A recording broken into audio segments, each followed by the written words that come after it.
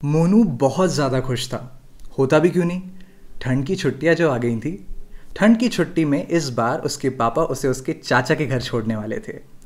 चाचा का घर यानी कि पूरा का पूरा हॉलिडे पैकेज। दिन भर कजिन्स के साथ मस्ती, दिन भर टीवी। लेकिन एक स्पेशल बात और थी। चाचा के घर के पास एक मिठाई की दुकान थी, मोनू की सबसे फेवरेट। और उस दुकान पर मिलती थी मोनू की फेवरेट बर्फ़ी।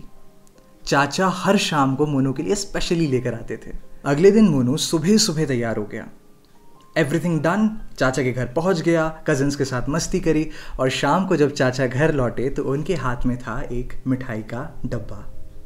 मोनू की एक्साइटमेंट अलग लेवल पे।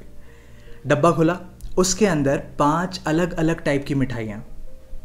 मोनू एकदम अलग लेवल पे हैप्पी हो गया।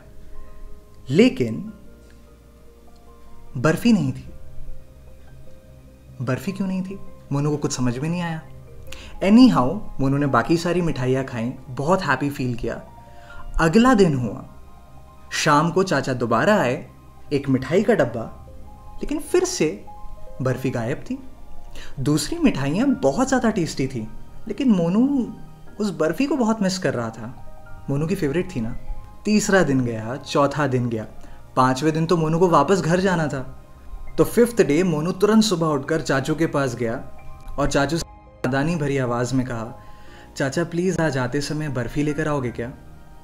तो चाचा ने उसको प्यार से गोदी में उठाया और कहा कि बेटे, वो जिस दुकान से हम बर्फ़ी लाते थे ना, वो दुकान अब अच्छी बर्फ़ी नहीं बनाता, अब काफ़ी फीकी बर्फ़ी बनती है वहाँ की।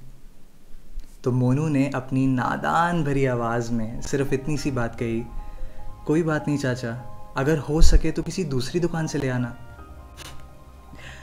ये बात सुनकर पूरी फैमिली एक दूसरे को देखकर एक एम्बैरेस्ड स्माइल दे रही थी, क्योंकि जहाँ पर वो लोग ये सोच रहे थे कि मोनू को उस दुकान की बर्फ़ी पसंद थी, वो ये भूल गए कि मोनू को सिर्फ़ और सिर्फ एक अच्छी बर्फ़ी पसंद थी।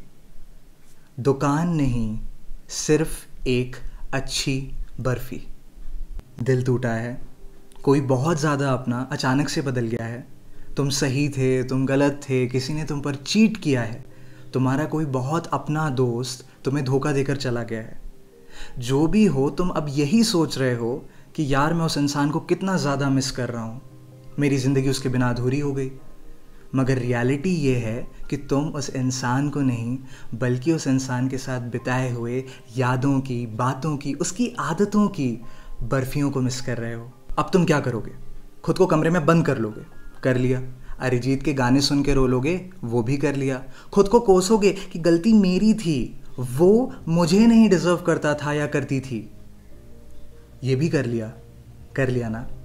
अब ये 2 में से कोई एक रास्ता तुम चुन लोगे, या तो काम काम काम, नहीं तो सिगरेट, दारू, नशे।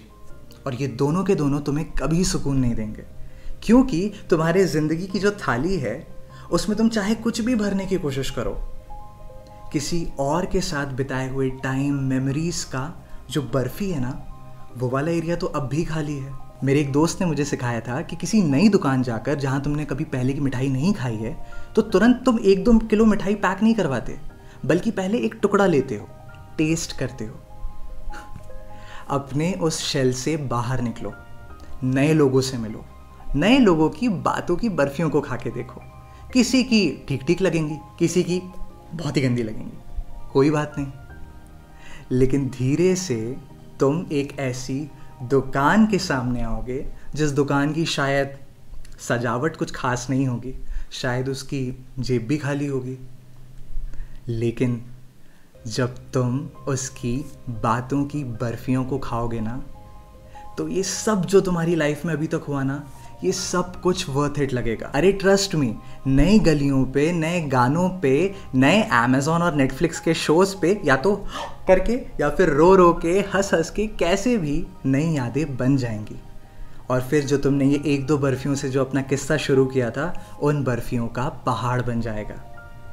किसी दिन जब आगे जाके उसके साथ बैठे होगे और दुनिया तुम्हारी दोस्ती या तुम्हारे प्यार की मतलब मिसाल दे रही होगी, तब लोग आके तुमसे जब पूछेंगे ना कि आप दोनों कैसे मिले थे, तब उन्हें ये बर्फ़ी की कहानी सुना देना। मेरी अपनी फ़िलॉसफ़ी का ये चौथा एपिसोड अगर आपको पसंद आया तो लाइक शेयर करो नहीं करो, लेकिन कमेंट्स और डीएम में ज़रूर बताना कि कैसा लगा। आपकी दिल की बातें पढ़कर ना मुझे वाकई बहुत अच्छा लगता है। And as always till the next episode,